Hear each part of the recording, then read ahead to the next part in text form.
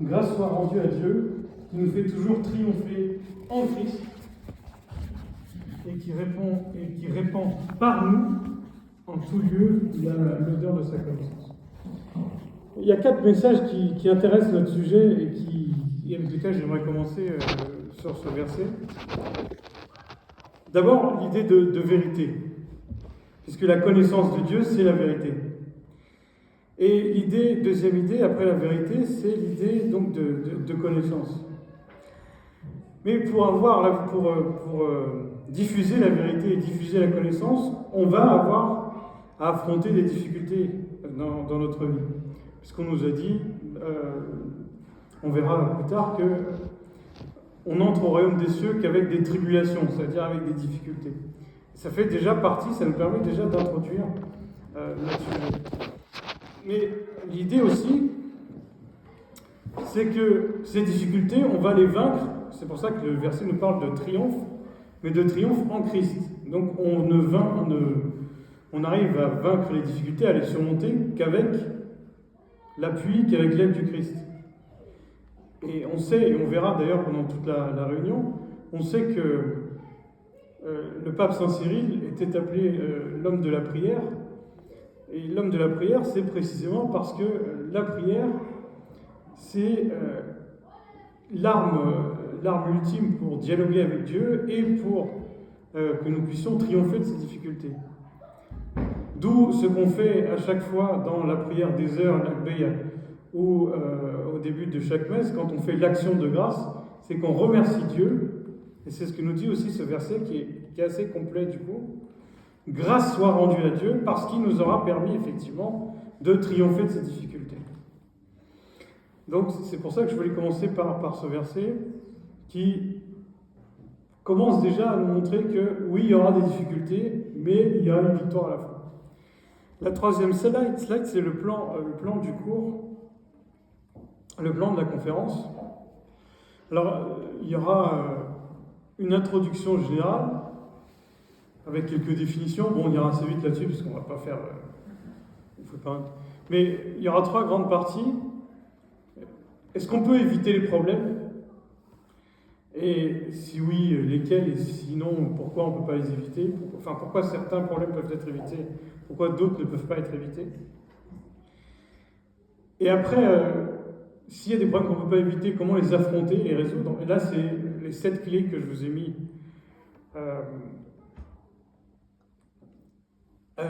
qu'on verra en détail ensemble. Et puis après, 3e partie, c'est quels sont les enseignements, en particulier spirituels, qu'on peut tirer des problèmes. La slide suivante, c'est 2 questions pour commencer. C'est une question qui s'adresse du coup à vous. Et alors, avant de poser ces questions, il faut bien savoir que pour ce sujet, on va voir des choses qui sont très exigeantes. Et en fait, l'idée, c'est de bien avoir à l'esprit qu'on est toujours dans une optique de faire des efforts tout le temps. On est loin d'avoir réussi tout ce qu'on va voir. Mais l'idée, la première question que je voudrais vous poser, c'est, selon vous, quel est le message transmis par la parole de Dieu, que la parole de Dieu peut nous transmettre, peut nous apporter concernant les problèmes qu'on rencontre? Qu'est-ce qui, dans la Bible, peut effectivement nous être utile pour affronter, résoudre les problèmes, éventuellement les éviter? Si on vous pose la question comme ça en première intention, qu'est-ce que vous pensez? Je pense que lorsque Dieu te met dans une situation où tu as un problème, mais après, moi, ce que je ne comprends pas, c'est quand toi tu dis problème, tu parles d'un problème mondain ou d'une épreuve. Alors justement, j'ai préféré poser la question avant de faire la définition, mais j'aurais peut-être dû faire l'inverse, c'est-à-dire donner une définition avant de voir les problèmes, avant de poser les questions, mais le problème c'est justement très, très, très diversifié.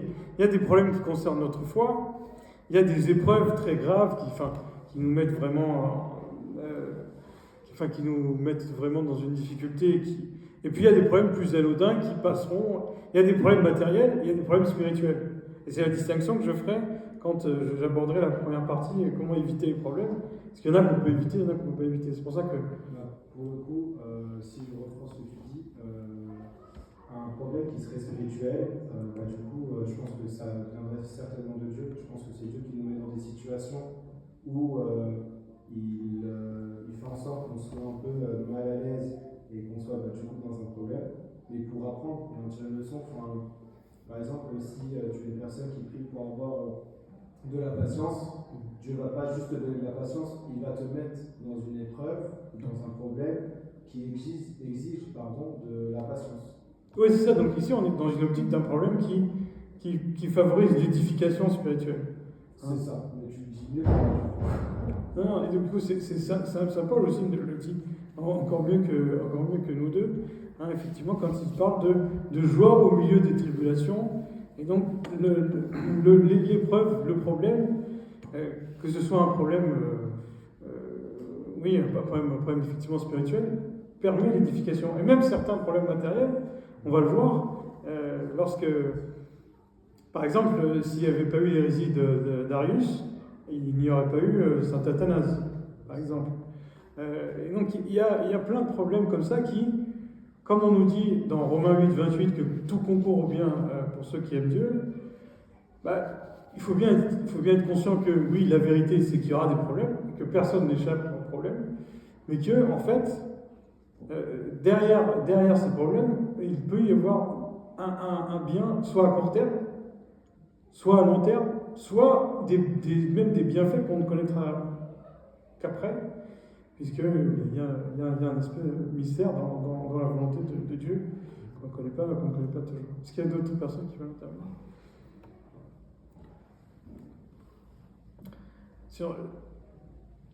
Sur l'évangile des béatitudes. Quand est-ce qu'on lit l'évangile des béatitudes? Un sixième heure, voilà, chaque fois qu'on fait la prière, l'évangile des béatitudes.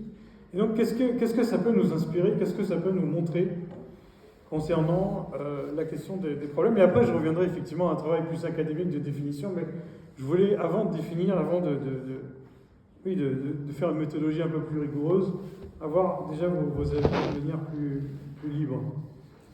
À travers les béatitudes, je pense que Dieu veut nous montrer que c'est à travers des épreuves qu'on peut toucher ou trouver ou comprendre un peu la notion de bonheur. Oui, effectivement. Et puis il y a aussi l'idée d'opposition, heureux les affligés car ils seront consolés. Et heureux les affligés seront consolés, c'est-à-dire qu'effectivement on a des tristesses qui sont par définition éphémères puisqu'elles sont terrestres, et et quand on sera heureux, c'est heureux aussi bien aujourd'hui quand on est affligé que plus tard dans la vie éternelle. Donc il y a une opposition ici. Il y a l'idée de consolation en Christ, de joie en Christ, malgré les difficultés. Et surtout, c'est ce que nous dit le verset 12, le verset 11, pardon. Heureux serez-vous lorsqu'on vous outragera, lorsqu'on vous persécutera, qu'on dira faussement de vous, donc on vous calomniera, toutes sortes de mal à cause de moi.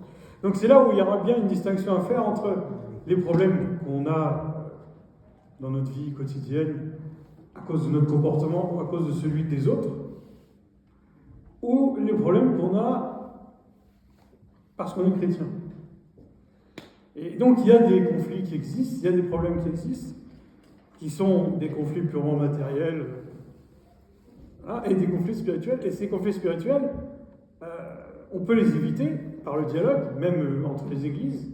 Et parfois, il y a des limites et on ne peut pas les éviter.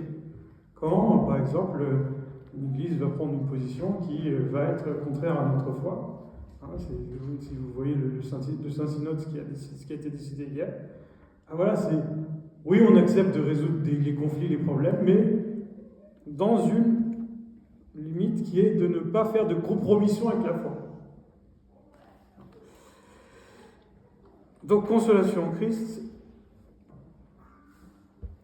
c'est donc des oppositions fructueuses. Ici, on appelle ça des oppositions fructueuses, c'est-à-dire qu'aux épreuves du monde répond la joie en Christ.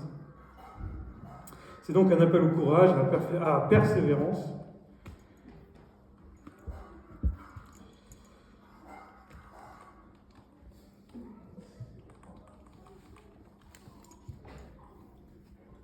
donc, la slide suivante, c'est quoi? Elle commence par quoi? C'est quoi la slide suivante? J'arrive pas à lire. C'est Matthieu 5. D'accord. Et donc, la slide suivante, du coup? Comment peut-on définir le mot? Voilà, comment peut-on définir le problème? Merci. Alors, comment définir le problème? Alors, bon, je ne vais pas m'étendre là-dessus, parce que là, vous avez ce qui est écrit, donc c'est pas forcément... c'est vraiment pour cadrer les choses. On a déjà fait tout à l'heure quand tu es intervenu. On a donc des problèmes intérieurs. On ne va pas trop s'étendre dessus aujourd'hui, c'est pas exactement notre sujet, mais ça peut être très intéressant. Il y a aussi des problèmes scientifiques. Il y a tous les problèmes que vous connaissez entre la science, la foi, etc. Mais là encore, c'est pas notre sujet. Et ça a été traité, on pourra en revenir une autre fois. Mais les problèmes ici, c'est surtout dans nos rapports avec les autres qui vont nous intéresser aujourd'hui. Difficulté mettant dans une situation pénible, contraignante, contrariante. Et ici, on a les actes des apôtres, chapitre 14, verset 22. C'est par beaucoup de tribulations qui nous font entrer dans le royaume de Dieu.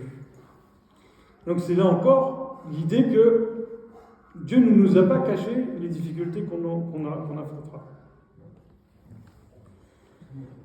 Difficultés soit en raison de notre foi, difficultés aussi soit en raison de l'attachement excessif qu'on peut avoir au bien matériel. Parce qu'en réalité, si on voit les choses, et puis il y a d'autres problèmes aussi qui ne dépendent pas de nous. Les conflits internationaux, il y a plein de choses il y a des choses qui dépendent de nous sur lesquelles on a une prise, des choses qui ne dépendent pas de nous sur lesquelles on n'a pas de prise. Donc le problème suggère donc une idée de difficulté, d'affliction et donc une idée de conflit. Tout problème n'est pas un conflit, tout conflit est un problème finalement, mais tout problème n'est pas forcément un conflit. Mais donc du coup, le conflit, c'est une opposition plus ou moins violente de sentiments, d'intérêts, ou même d'opinions. Voilà pour ces quelques mots de définition. Alors, sauf si vous avez quelque chose à ajouter, on passe directement au premier point de la conférence, qui est comment éviter les problèmes, qui est la slide donc suivante, j'imagine. Là, c'était dessus. Oui. Comment éviter les problèmes? Peut-on éviter les problèmes? Donc là, je voudrais parler de 3 points. D'abord, il y a des problèmes qu'on évite sans même le savoir. Et des problèmes qu'on évite sans même le savoir, c'est Dieu qui nous fait éviter de nombreux problèmes, sans même qu'on se rende compte, en fait, puisqu'on les a jamais vécus. Alors, dans toutes nos histoires personnelles, j'imagine, en tout cas dans nombreuses de nos histoires personnelles, on sait qu'on est passé à côté de problèmes qu'on a évités et qu'on aurait pu avoir à affronter. Problèmes ou pire. Moi personnellement, ça m'est arrivé plusieurs fois.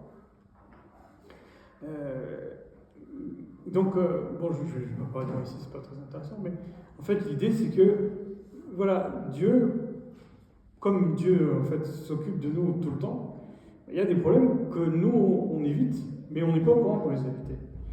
D'où l'importance de remercier Dieu, comme on a vu avec le verset introductif, parce que ces problèmes peuvent être évités sans même qu'on s'en rende compte. Ensuite, est-ce que nous-mêmes, on a un rôle pour éviter les problèmes? C'est là où les choses deviennent assez substantielles. Il y a plusieurs chemins pour éviter les problèmes. Il y a des chemins qui plaisent à Dieu et des chemins qui ne plaisent pas à Dieu. Par exemple, le dialogue. Le dialogue, ça, c'est quelque chose qui plaît à Dieu, qui est doux à l'oreille de Dieu. Dès lors qu'il est constructif.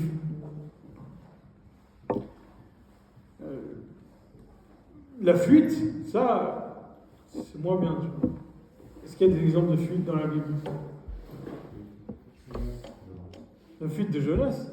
Effectivement, dans le premier chapitre du livre de Jonas, cette fuite-là, elle a été sanctionnée par Dieu, Il y a des fuites salutaires aussi.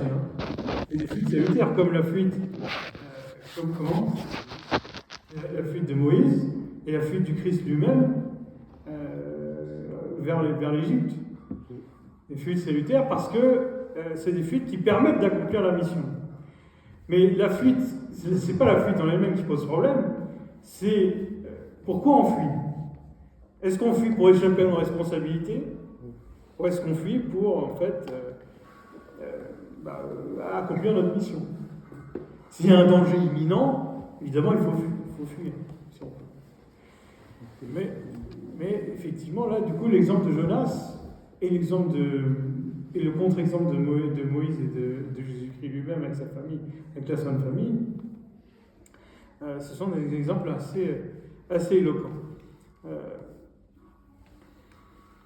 La ruse aussi, ça peut être une façon d'échapper au problème. Quand vous avez par exemple dans le livre des rois, vous avez une femme qui fait croire que son fils n'est pas mort, alors qu'en fait c'est son fils qui est mort et qui échange les enfants. Eh bien, ça c'est une ruse. C'est une façon très glauque d'ailleurs de dire que c'est pas mon enfant qui est mort, c'est le tien, mais je l'ai substitué.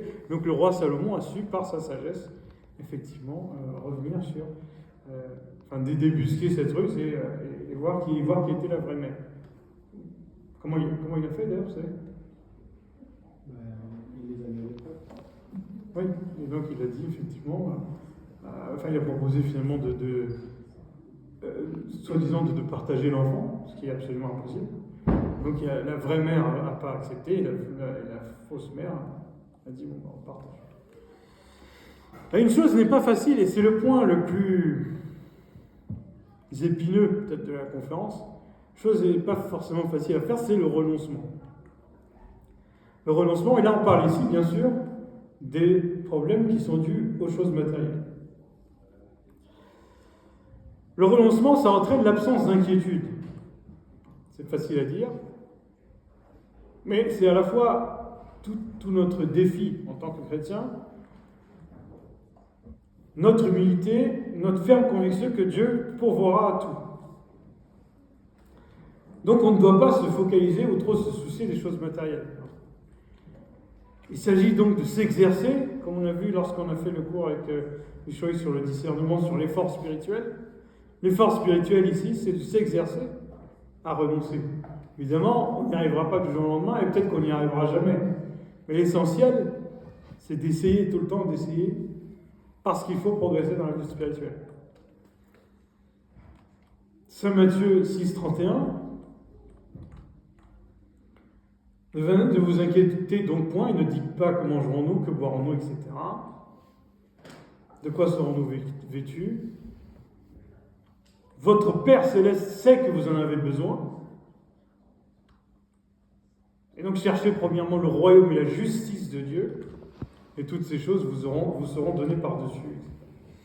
Donc c'est que l'idéal, ça c'est vraiment un idéal pour le coup, c'est l'idéal de sainteté. C'est de renoncer. Et parce que renoncer, ça aboutit à quoi? Ça aboutit à chaque fois qu'on va venir vous chercher des conflits, des problèmes, des disputes sur des choses matérielles, vous dites, moi je renonce à ça. Alors il y a des exemples, évidemment. Notre père Abraham qui, dans Genèse 13, là je vous explique, j'ai expliqué un peu l'histoire dans le slide ici.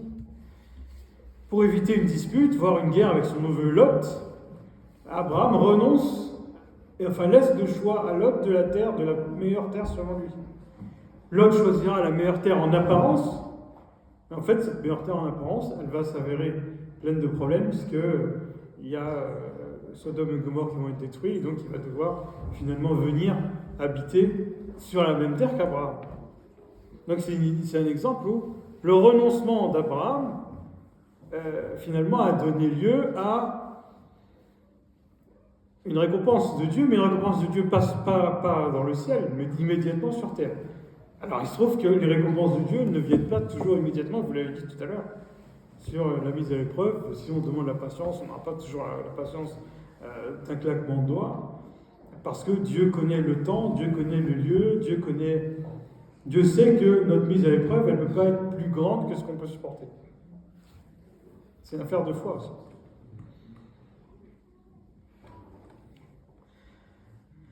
Et éviter un problème, le renoncement s'accompagne aussi et là c'est encore peut-être plus exigeant et peut-être plus insensé pour le monde et plus sage pour Dieu, c'est l'idée de bénir ses ennemis. Romains 12, 14. Bénissez ceux qui vous persécutent, bénissez et ne maudissez pas. C'est quelque chose de très exigeant, même donc une folie pour le monde. Mais c'est une des clés pour éviter certains problèmes. Maintenant, quels sont les problèmes qu'on ne peut pas éviter? D'ailleurs, malgré ça, si on applique ces clés-là, il peut arriver d'autres problèmes. Quels sont les problèmes qu'on ne peut pas éviter? Il y a plusieurs raisons. J'en ai mis 3, mais on pourrait en dire beaucoup plus. Il y a des problèmes d'abord qui ne dépendent pas de nous. Quand on perd un être cher, ça ne dépend pas de nous. On peut pas faire grand-chose pour l'éviter. Soit ce qu'on croit être un problème est en fait une mission qui nous est confiée par Dieu. C'est l'exemple de Jonas dont on parlait tout à l'heure. Jonas voit la mission que lui confie Dieu comme un problème. Mais en fait, ce n'est pas un problème, c'est une mission. Et comme Dieu veut que vous soyez l'instrument de cette mission, quelles que soient les difficultés, vous allez être l'instrument de cette mission. Mais après, est-ce que vous l'êtes de bonne foi, enfin, vous l'êtes spontanément, ou est-ce que vous l'êtes après que vous soyez passé, après être passé par des épreuves, etc. Et enfin, des épreuves,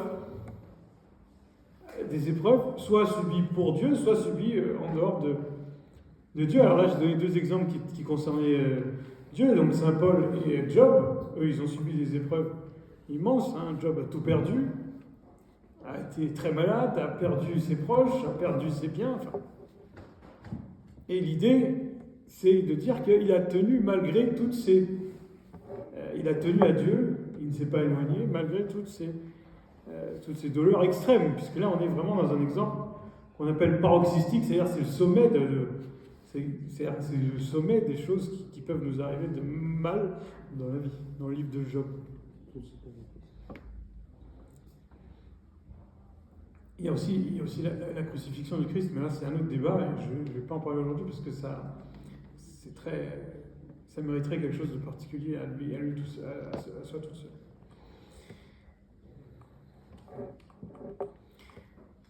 Après, il y a donc comment réagir face à un problème qu'on ne peut pas éviter.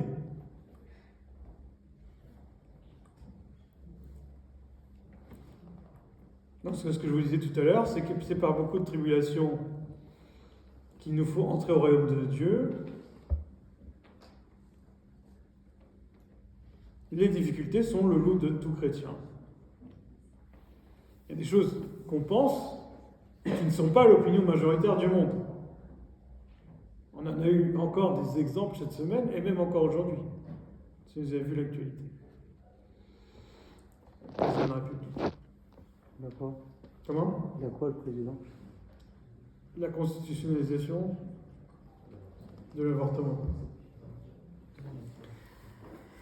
La constitutionnalisation de l'avortement, ça c'est quelque chose qui pose problème, précisément. Et donc, c'est-à-dire que, donc, premier point, il faut avoir conscience qu'il y a des difficultés. Deuxième point, ensuite, donc, cela implique d'avoir la foi et d'avoir confiance en Dieu. D'avoir confiance que Dieu va nous faire triompher.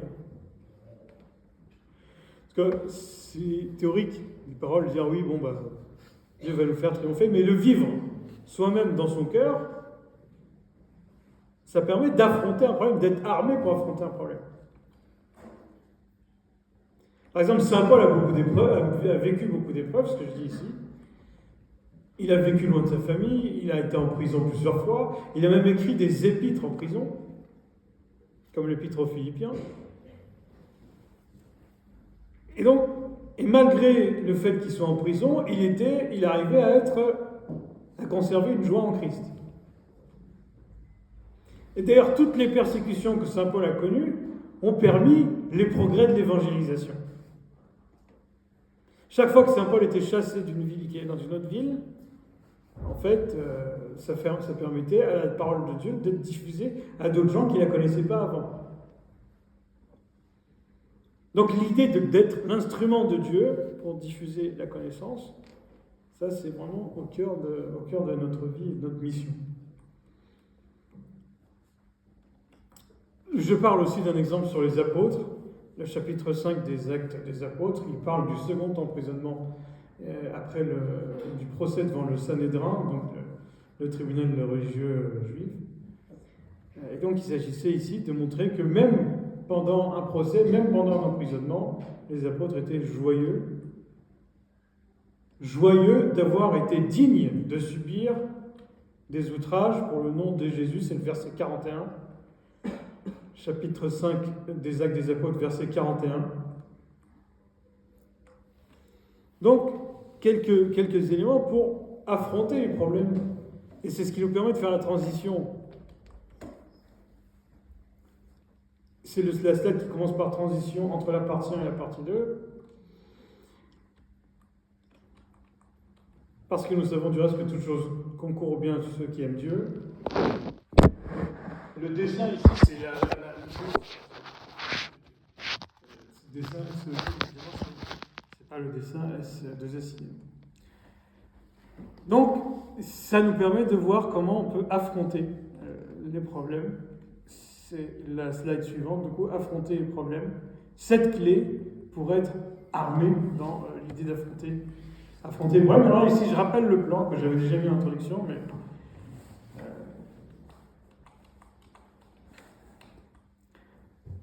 prier en demandant sagesse, humilité et charité.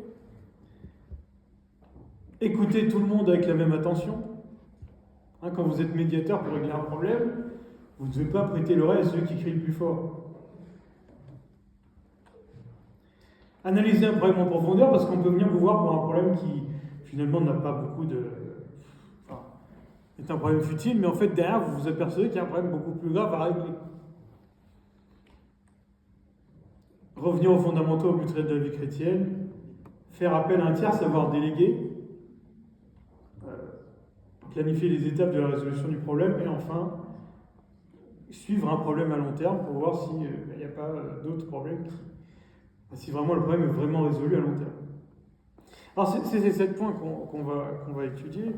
Alors, premier point sur la prière.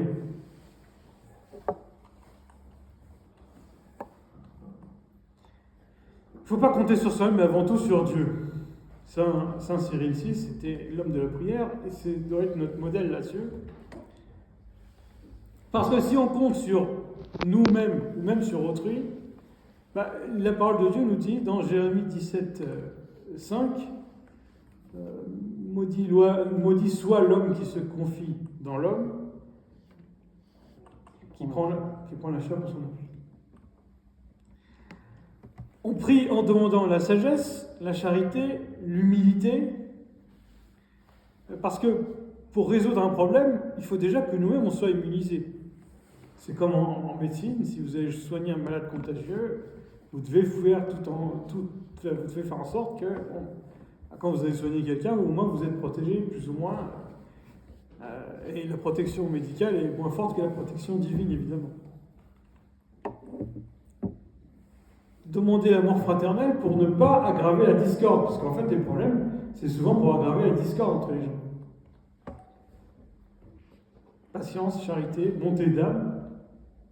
Et en fait, l'idée aussi dans la prière, c'est de demander à Dieu comment se mettre à la place d'autrui.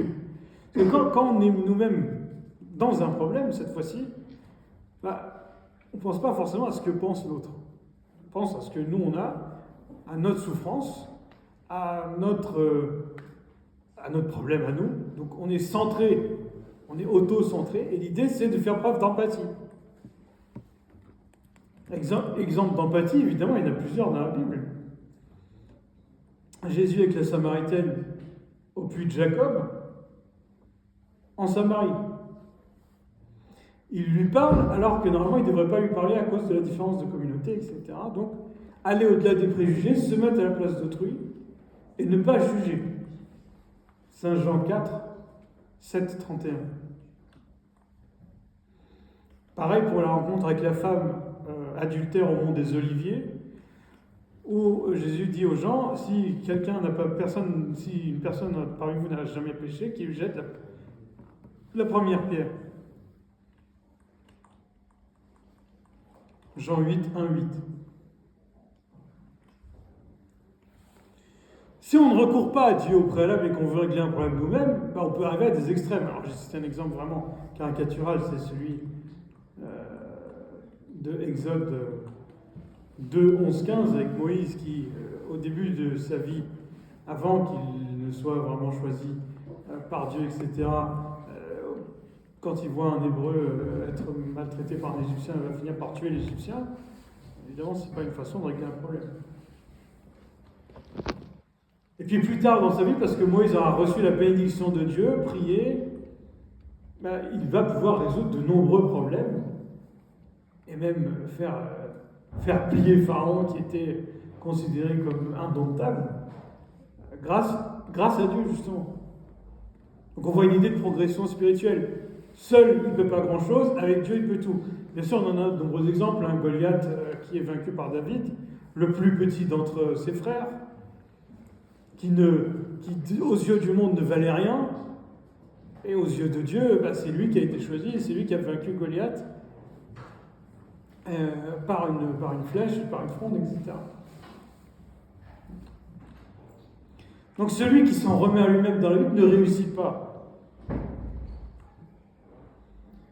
Et même là, le carême qui va commencer la semaine prochaine, à la fin de la messe, dans la prière, je crois qu'on appelle la prière des fractions, on chante les vertus du jeûne et de la prière.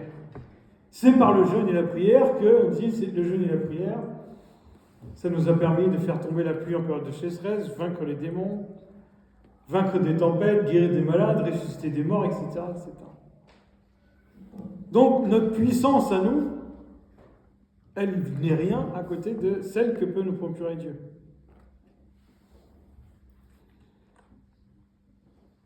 Deuxième aspect, c'est prendre en compte toutes les parties, prendre en compte les parties et écouter les parties. C'est ce qu'on appelle le principe du contradictoire. Si on ne fait pas attention à l'autre, si on ne l'écoute pas, on ne peut pas résoudre le problème, on ne peut pas résoudre le conflit. Faire attention, c'est aimer son prochain comme soi-même d'abord. Vous avez les références dans le slide.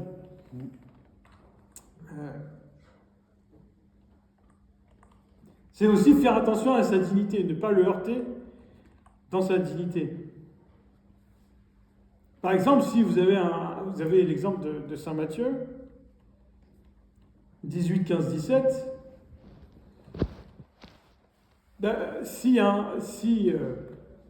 ton frère a péché, le frère étant plus que le frère, ici c'est plus large que le frère évidemment, va et reprends-le entre toi et lui seul. On ne fait pas une publication sur tous les réseaux sociaux qu'on a en disant regarde ce qu'il a fait, etc. Je parle pas du commerce. Hein. Quand un commerçant vous fait une crasse, en général on diffuse sur les réseaux sociaux en disant regardez, il ne faut pas aller là, etc. Ça c'est encore différent. Et là je parle de vraiment quelqu'un qu'on connaît dans la vraie vie. Et voilà, il ne s'agit pas de l'humilier en disant voilà, il a fait ça, il est mauvais, il n'est pas bon, il faut le clouer au pilori, etc. Si ton frère t'écoute, tu as gagné ton frère. Mais s'il ne t'écoute pas, et là vous avez toute une gradation après, avec des témoins, recourir à l'église, etc. S'il refuse d'écouter l'église, qu'il soit pour toi comme un païen et un publicain. C'est-à-dire que tu dois l'ignorer, tu dois être indifférent. Mais tu ne dois pas lui faire de mal. Parce qu'il ne s'agit pas de faire du mal ni aux païens ni aux publicains. Il s'agit de les ignorer. La prière fait donc office de bouclier, ça veut dire qu'elle nous immunise. Elle nous empêche d'aggraver un problème ou de s'enliser dedans. On peut essayer de résoudre un problème, et en intervenant, si on n'a pas la grâce de Dieu, on va l'aggraver plus qu'autre chose. Prendre en compte l'autre, c'est aussi l'écouter attentivement. C'est le principe du contradictoire. C'est-à-dire donner une chance égale à tous de s'exprimer. Un juge, il fait ça. N'importe quel médiateur, il va écouter toutes les parties. Alors, j'ai cité ici l'exemple du livre des Nombres, mais je ne vais pas me lancer dans une explication de cette histoire de partage d'héritage entre les filles des tribus, parce que ce serait assez compliqué, mais c'est l'idée que Moïse a réussi à résoudre un problème en donnant satisfaction aux deux parties. Il a trouvé une solution qui satisfasse les deux parties. Comment ? Parce qu'il les a écoutées, parce qu'il a consulté, parce qu'il a appliqué le contradictoire. Et là, vous avez l'exemple aussi de Salomon avec les deux femmes qui se disputaient la maternité d'un enfant.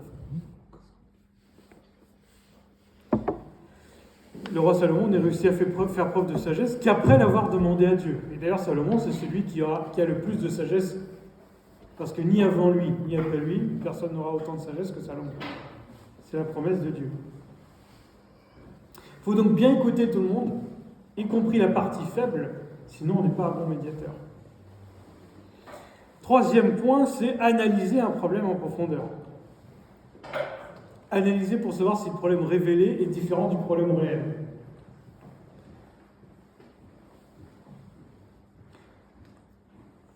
Deux personnes vont se disputer pour des futilités, alors qu'en fait, ce sont des gens qui soit ne s'aiment pas, soit ne se font pas confiance, soit ont des reproches enfouis depuis longtemps, et donc le problème peut être un simple prétexte. Un simple prétexte. Et donc ne jugeons pas selon l'apparence, jugeons selon la justice. Jean 7, 24. C'est pareil pour le service dans l'église, pour le travail en entreprise, etc. On peut être pas d'accord sur tel ou tel détail, mais en fait, il peut y avoir des problèmes plus profonds. De rivalité, de jalousie, je ne sais quoi. D'où la nécessité, quatrième point, de revenir au but de la vie chrétienne en société. Comprendre le but réel de la vie chrétienne en société. Pour relativiser un problème, il faut bien avoir à l'esprit que le plus important pour nous, c'est d'accéder au royaume de Dieu. Qu'on soit seul, en couple, l'idée d'un couple, c'est quoi ? C'est s'aimer pour s'accompagner, pour aller au royaume des cieux. Donc tous les problèmes qu'on peut rencontrer par ailleurs, telle chose n'a pas été achetée, telle vaisselle n'a pas été faite, telle, etc., etc., ça peut nous énerver sur le moment, on n'a pas trouvé de lait, donc on n'est pas content. De toute façon, le carême arrive, le lait, il va remplacer par autre chose peut-être. Mais en fait, derrière ça, il faut voir l'idée que le plus important, c'est de revenir aux fondamentaux de la vie chrétienne. Et donc, la compassion, l'empathie dans un couple, dans une famille, ou peu importe, bien distinguer le principal et l'accessoire. Bon, si aujourd'hui il n'y a pas tel produit qui est disponible, ou il n'y a pas telle chose qui a été faite, c'est pas très grave. On peut relativiser un problème comme ça.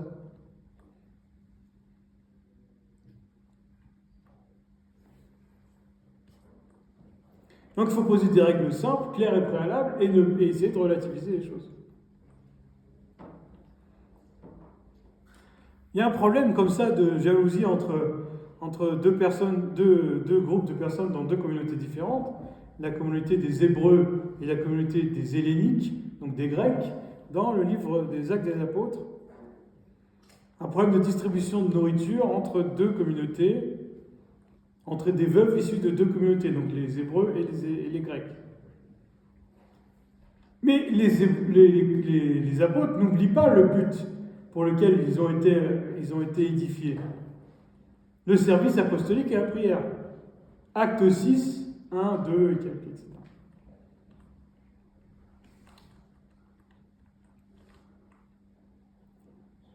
Dès lors, les apôtres, qu'est-ce qu'ils ont décidé de faire ? Ils ont décidé de déléguer. Oui, il y a des problèmes, il y a des gens qui disent qu'on a moins de nourriture que les autres, mais nous, on a le service de Dieu à continuer. Donc, On va faire quoi? On ne va pas éviter le problème, on ne va pas le fuir, on va le résoudre. Mais par notre autorité, on va déléguer à des gens qui vont essayer de résoudre ce problème. C'est donc le 5e point, savoir déléguer et confier la résolution des problèmes à des spécialistes. Quand un problème se pose aux apôtres, ils le règlent donc avec une méthode en 3 temps, dont on peut aujourd'hui s'inspirer. D'abord, ils ne se détournent pas du service de Dieu, qui est l'essentiel de leur mission.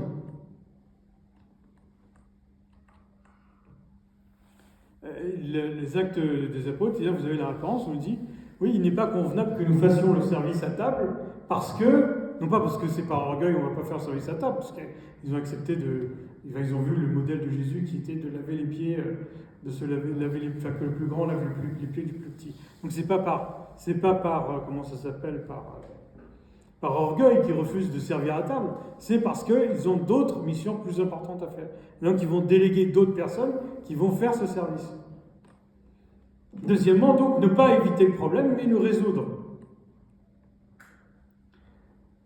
Donc il ne faut pas éviter le problème, mais le résoudre. Et troisième principe, il faut déléguer à des personnes de confiance.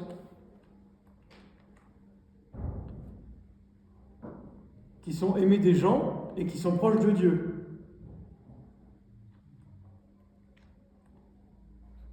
C'est pourquoi, frères, vous avez la citation ici, vous avez le verset, « Choisissez parmi vous 7 hommes, de qui l'on rende un bon témoignage, qui soit plein d'Esprit Saint et de sagesse, et que nous chargerons de cet emploi. » Donc, le délégué, le médiateur, on ne donne pas ça à n'importe qui, évidemment. Il faut donner ça à quelqu'un en qui on a confiance et qui est rempli de l'Esprit Saint, qui est rempli de sagesse, etc. Il faut donc accepter qu'on ne sait pas tout sur tout et de recourir à des spécialistes, à des médiateurs. Ne pas penser qu'on est sage et qu'on peut tout régler soi-même. S'il y a un problème médical, on le donne à des médecins, etc. Et je voudrais ici juste faire un petit point que je n'ai pas eu le temps de mettre dans le slide parce que ça a été publié hier, c'est le Saint-Synode, vous savez, qui s'est réuni, qui a fini de se réunir hier donc au monastère Babéchoy en Égypte, et qui a rendu des conclusions, donc à la fois des décisions donc contraignantes et des recommandations donc non contraignantes. Et alors sur les décisions, je vais pas en parler aujourd'hui parce que c'est pas notre sujet. On pourra y revenir une autre fois si ça peut être intéressant. Mais une des recommandations, la 8e recommandation, je crois, c'est justement d'instituer un conseil de réconciliation des familles avant le contentieux, avant de vouloir se séparer, etc. Et dans ce conseil, qu'est-ce que nous dit le Saint-Synode hier? Il faut qu'il y ait un psychologue, un juriste, un prêtre. J'aurais dû d'ailleurs commencer par le prêtre, c'est un prêtre, un psychologue, un juriste, une femme, pour pouvoir régler ces problèmes. Ça veut dire quoi? C'est-à-dire que le Saint-Synode va dire, nous on va déléguer à des spécialistes recommandés par l'Église, qui connaissent leur affaire et qui vont pouvoir trouver des solutions à l'amiable aux nombreux conflits familiaux. Donc c'est vraiment là ici déléguer, écouter les conseils des gens et ne pas vouloir faire tout soi-même. Hein, vous avez un exemple ici avec le fils de Salomon, Roboam, qui a fini par perdre ses sujets parce qu'il avait demandé conseil à des anciens. Ces anciens lui avaient donné un bon conseil et après il n'a pas voulu suivre le conseil de ses anciens. Il a voulu suivre le conseil de jeunes comme lui. Ça ne veut pas dire que les jeunes n'ont pas de bons conseils, mais en l'espèce ici, c'est l'idée. Et que, du coup, en gros, il a perdu, son peuple ne lui faisait plus confiance. Donc il a perdu à la fois, les sujets d'Israël qui se sont détournés de la tribu de David. Parce que Roboam, c'était le fils de Salomon, lui-même fils de David, etc.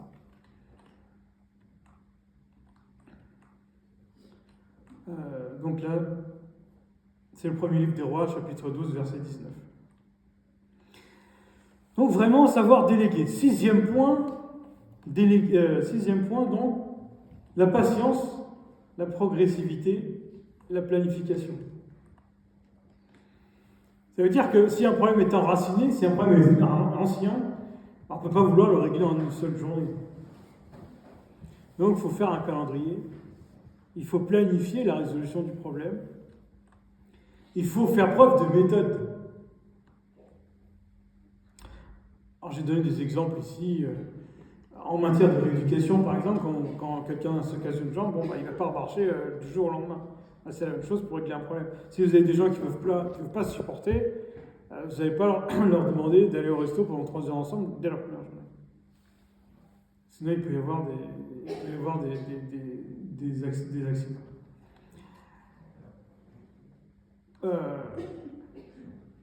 Pareil pour quelqu'un, s'il est addict à quelque chose, on va pas pouvoir le sevrer complètement de cette chose dès le premier jour. Donc il faut faire un planning de résolution, un rétro-planning de résolution des problèmes. Et donc là, je donne 2 exemples. Alors vous pourrez vous y reporter, puisqu'on mettra à votre disposition le slide après la conférence. Un exemple avec le miracle de l'huile. Et bien sûr, le miracle des 5 pains et des 2 poissons, où Jésus fait preuve de méthode pour faire manger 5000 hommes sans compter leur famille. Dernier point, c'est suivre un problème à long terme. Quand on a aidé quelqu'un à résoudre un problème, il faut s'assurer que dans la continuité, enfin dans le long terme, son problème s'est vraiment résolu. Et donc, il s'agit de faire ce qu'on appelle comme on dit en général ici en France, on parle d'évaluation des politiques publiques. Voilà, il s'agit d'évaluer non pas les politiques publiques, mais notre façon d'avoir résolu un problème. Qu'est-ce qu'on a fait de bien? Qu'est-ce qu'on a fait de mal? Et donc revenir un peu et faire son autocritique. Parfois, on n'arrive pas à résoudre un problème. Par exemple, Abraham, quand il a eu son enfant, il était très âgé, plus de 90 ans. Et pourtant, grâce à la prière, grâce à la promesse de Dieu, eh bien, finalement, Abraham a fini par avoir son enfant. On le voit dans Genèse 21, mais dans plusieurs chapitres avant Genèse 21, quand on lit bien tous ces chapitres, Abraham veut un enfant, Dieu lui promet l'enfant, et puis finalement, il finit par arriver en temps voulu. Le temps peut faire son œuvre avec la prière. Il y a parfois où on arrive à faire quelque chose, et parfois on n'arrive pas à faire quelque chose. On a un problème, on sait qu'il existe, on n'a pas réussi à le résoudre. Si on n'a pas réussi à le résoudre, c'est que nous n'avons pas réussi, mais c'est que aussi Dieu n'a pas permis qu'il se résolve. Donc là, c'est les 7 points clés. Et puis la conclusion, finalement, la 3e partie, c'est la slide suivante, donc c'est les enseignements des problèmes. Quels enseignements peut-on tirer des problèmes? Il y a des enseignements psychologiques et des enseignements spirituels. En matière psychologique, c'est pas mon sujet, mais on peut noter au moins 3 principes. C'est faire preuve d'empathie, on l'a déjà dit. Ça veut dire quoi faire preuve d'empathie? On a dit, empathie, c'est se mettre à la place d'autrui. Faire preuve de ce qu'on appelle la résilience, c'est-à-dire qu'à chaque fois qu'on a des difficultés, on essaie de rebondir. Et faire preuve aussi si on peut prendre des décisions à plusieurs, c'est mieux que de prendre des décisions à une seule. Et d'ailleurs, de plus en plus aujourd'hui, en France, pour faire des économies budgétaires, on remplace les juridictions à 3 juges au moins par des juridictions à juge unique. Ça, c'est pas bon. L'idée de consulter autrui, de se décider, de décider en groupe, de parler en groupe pour parvenir à une décision, c'est très important. Et juger seul, c'est pas forcément toujours gage de qualité. Et puis un problème peut avoir son utilité. Alors ça peut être un peu bizarre de dire qu'un problème est utile, mais on a déjà donné des exemples. Saint Athanase, l'hérésie d'Arius, les persécutions, les martyrs, l'histoire de la pauvreté. Les problèmes, en fait, nous permettent de prendre du recul. Et d'ailleurs, il faut avouer que parfois, quand on n'est pas forcément toujours assidus dans nos lectures, nos prières, etc. Quand on a un problème, on s'approche de Dieu. Alors, il ne faudrait pas que ce soit comme ça, mais c'est souvent comme ça. Il s'agit de se repentir, d'avoir un avis plus éclairé, ça fait grandir un problème. C'est l'école de la vie, c'est aussi l'école de la spiritualité.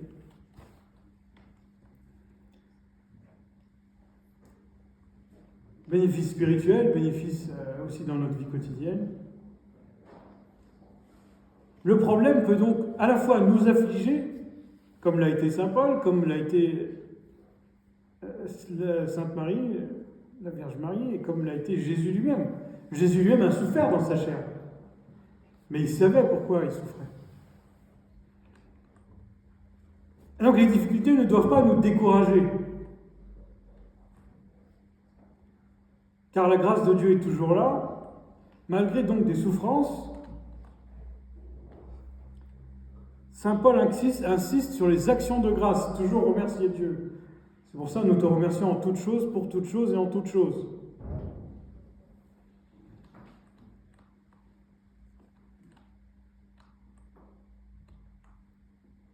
Et donc, c'est pourquoi nous ne perdons pas courage, et lors même que notre homme extérieur est détruit, se détruit, notre homme intérieur se renouvelle de jour en jour, nous dit Saint Paul.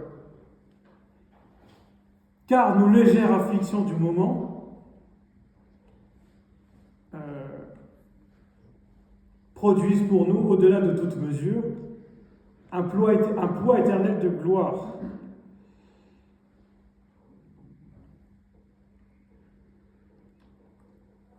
Donc il y a des épreuves, des combats, mais la victoire dans le Seigneur est une promesse de Dieu, et Dieu exécute toujours sa promesse tôt ou tard. Et c'est pour ça qu'on revient au dernier verset, au premier verset, c'est aussi le dernier que j'ai remis en exergue, c'est la dernière slide je crois. Donc grâce soit rendue à Dieu, qui nous fait triompher en Christ. Il s'agit donc de triompher, ça veut dire qu'il y a des problèmes, mais que les problèmes ont fini par les vaincre.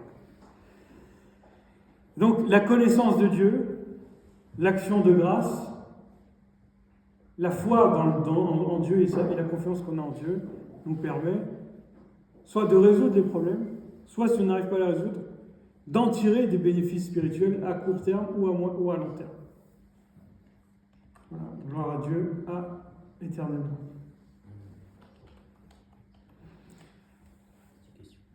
Est-ce qu'il y a des questions ?